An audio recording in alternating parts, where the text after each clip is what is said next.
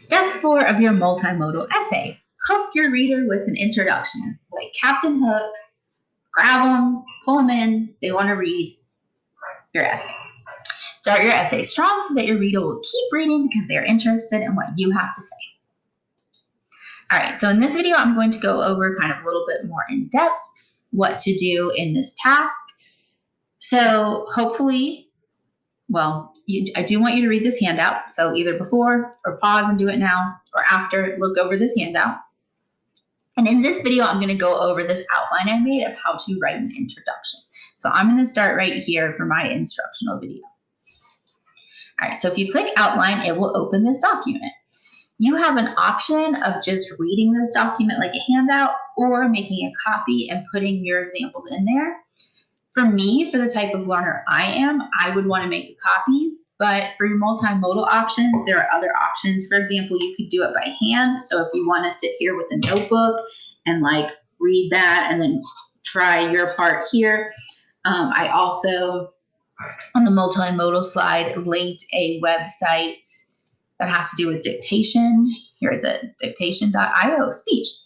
So you also could see I had this on and it's just been recording what I said. So you could also do your introduction with a website like this, just kind of speak it, have the words appear, then you will have to go back and edit it because it doesn't do punctuation, I guess, unless you ask it to. I haven't tried that. All right, so back to the introduction outline. Like I said, I would make a copy of it. You can also work on paper or do a dictation website. All right, so all introductions, at least for this type of essay, should really have 3 parts. So we're going to break down this first paragraph into 3 parts. You're going to make sure you have all 3. The first thing is the hook. And the purpose of the hook is to grab your reader's attention and make them want to continue reading. Then you have to give them some context, some background information. What is your essay going to be about? What are you going to talk about? Are there any basic facts that they need to know so that they can understand what they're about to read?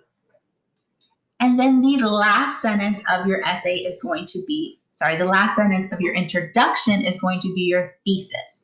Now, your thesis expresses the main point of your essay, so you stop your intro with kind of that main point. This is what the rest of your essay is going to be focusing on. Now, you should have already written your thesis in step 3.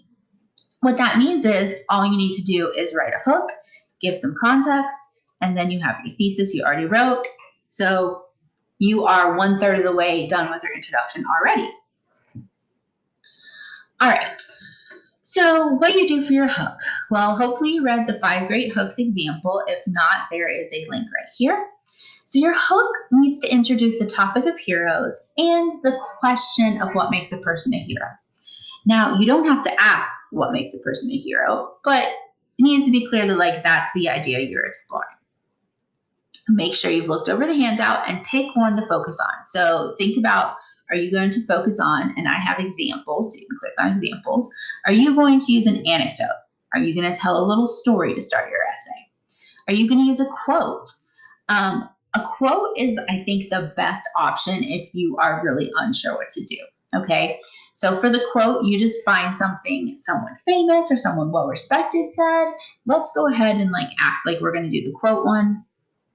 And I could just type in famous quotes about heroes. So what are some famous quotes, some things people say about heroes? 1,000 hero quotes? That's a lot. 50 hero quotes to inspire everyone to make a difference. Okay, so I could just kind of scroll through here and look for quotes, see if I find one that I like. A hero is someone who, in spite of weakness, doubt, or not always knowing the answers, goes ahead and overcomes anyway. All right, that's a pretty cool quote. And I know that Christopher Reeve played Superman in the original Superman movies. It's always a good idea to look up these people because I have no idea who Chris Jammy is, and you want to make sure you're not quoting, I don't know. So let's see who Chris Jammy is. Okay. Christopher James Gilbert, Chris Jammy, philosopher. Okay, seems cool. Seems like a decent person to quote. Just make sure you know who you're quoting.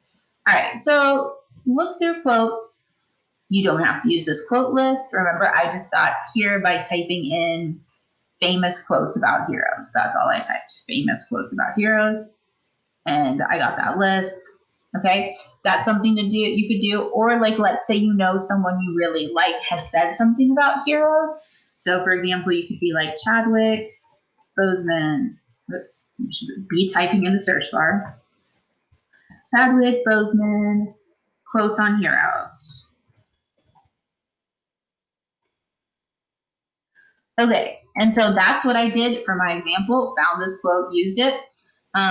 These 5 Chadwick Boseman quotes prove he was a hero off screen.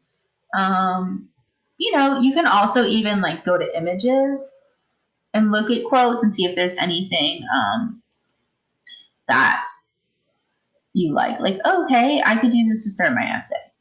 So if you are unsure how to start, a quote is the kind of easiest way because you just have to find one.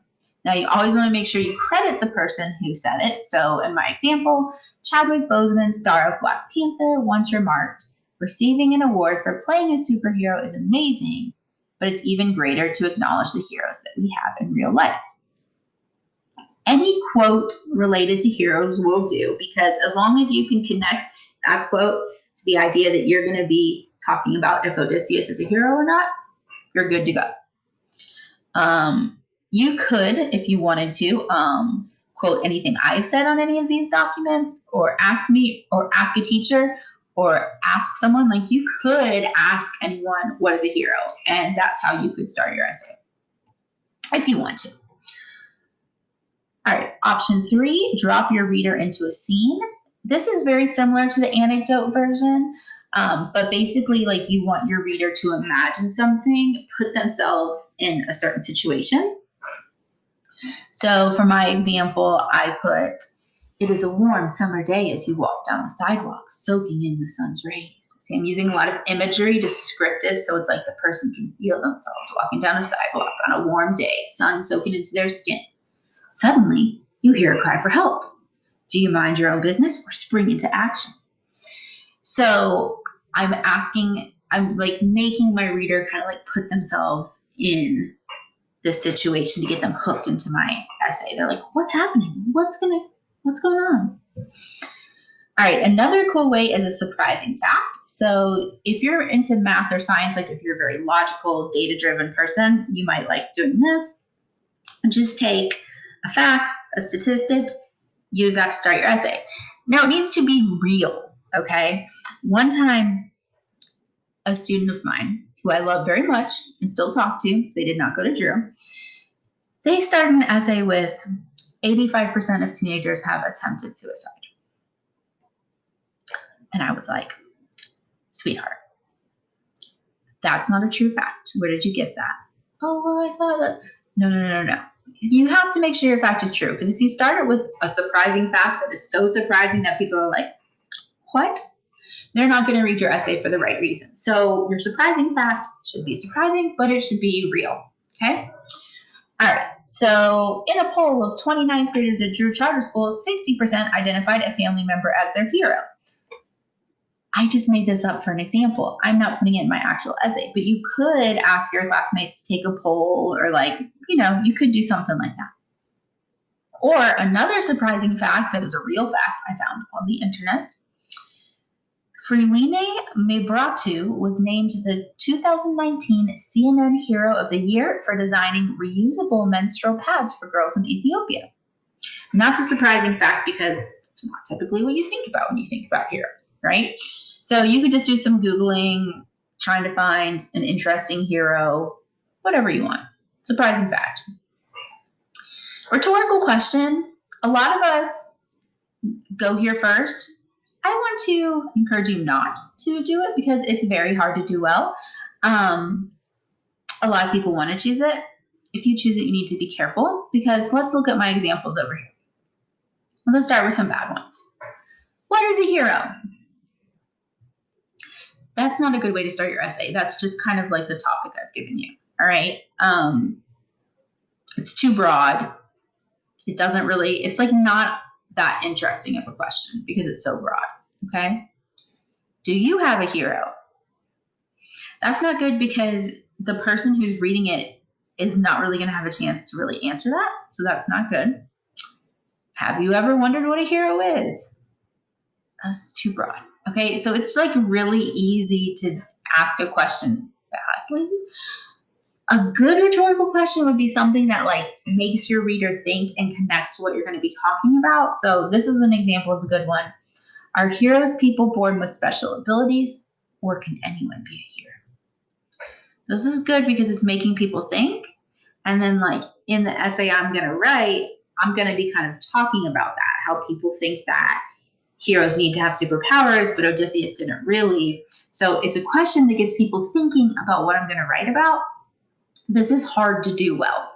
So to wrap this video up, if you like to tell stories, tell a little story with an anecdote. If you're like, I don't know what to do, find a quote. If you really like to tell stories and you like to get real descriptive, drop your reader into a scene. If you are like sciencey, mathy, you want to find a fact, you want to do a poll, do it. Surprising fact. Okay, I'm going to stop this video because it's getting too long.